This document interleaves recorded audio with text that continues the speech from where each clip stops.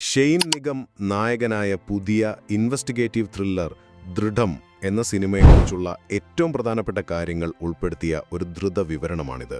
Jeethu Joseph അവതരിപ്പിച്ച് നവാഗതനായ Martin Joseph സംവിധാനം ചെയ്ത ഈ പോലീസ് സ്റ്റോറി റിലീസ് ചെയ്ത ആദ്യ ദിനം തന്നെ ഇത്രയധികം ചർച്ചയാകുന്നത് എന്തുകൊണ്ടാണെന്നും ശരിക്കും ഈ സിനിമ നിങ്ങൾ കാണേണ്ടതുണ്ടോ എന്നും നമുക്കൊന്ന് നോക്കാം.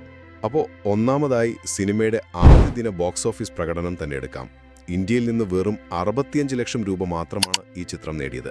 പകൽ സമയത്തേക്കാൾ രാത്രി ഷോകൾക്കാണ് കൂടുതൽ ആളുകൾ എത്തിയത്. അപ്പോൾ നിങ്ങൾക്കൊരു സംശയം തോന്നാം, ഒരു ജീതു ജോസഫ് ചിത്രത്തിന് തുടക്കത്തിൽ ലഭിച്ച ഈ ചെറിയ കളക്ഷൻ പ്രേക്ഷകരുടെ ഒരു തണുപ്പൻ പ്രതികരണത്തെയാണോ സൂചിപ്പിക്കുന്നതെന്ന്. ഇതിനുള്ള ഉത്തരം നമ്മൾ രണ്ടാമതായി പറയാൻ പോകുന്ന കാര്യത്തിലുണ്ട്. അതാണ് സിനിമയുടെ കഥയും അതിൻ്റെ മെല്ലെപ്പോക്കും. കുഴിനിലം എന്നൊരു ശാന്തമായ ഹിൽ സ്റ്റേഷനിൽ SI വിജയ് അന്വേഷിക്കുന്ന കൊലപാതകവും ബാങ്ക് കവർച്ചയുമാണ് ഇതിലെ പ്രമേയം. സത്യം പറഞ്ഞാൽ ഈ അന്വേഷണം ട്രാഫിക് ബ്ലോക്കിൽ കുടുങ്ങിയൊരു ആംബുലൻസ് പോലെയാണ്. ഉദ്ദേശം വളരെ വലുതാണ്, പക്ഷെ മുന്നോട്ട് പോകാൻ ഭയങ്കര ബുദ്ധിമുട്ടാണ്.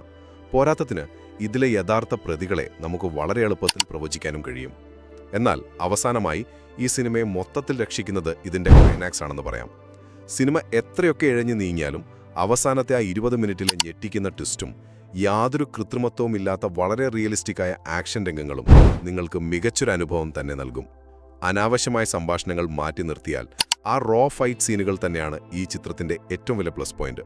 ചുരുക്കത്തിൽ, തുടക്കത്തിലെ ആ മെല്ലെപ്പോക്കുകൾ സഹിക്കാൻ നിങ്ങൾ തയ്യാറാണെങ്കിൽ ഞെട്ടിക്കുന്ന ഒരു ക്ലൈമാക്സും ആക്ഷനും സമ്മാനിക്കുന്ന ഒരു ശരാശരി ത്രില്ലറാണ് ദൃഢം.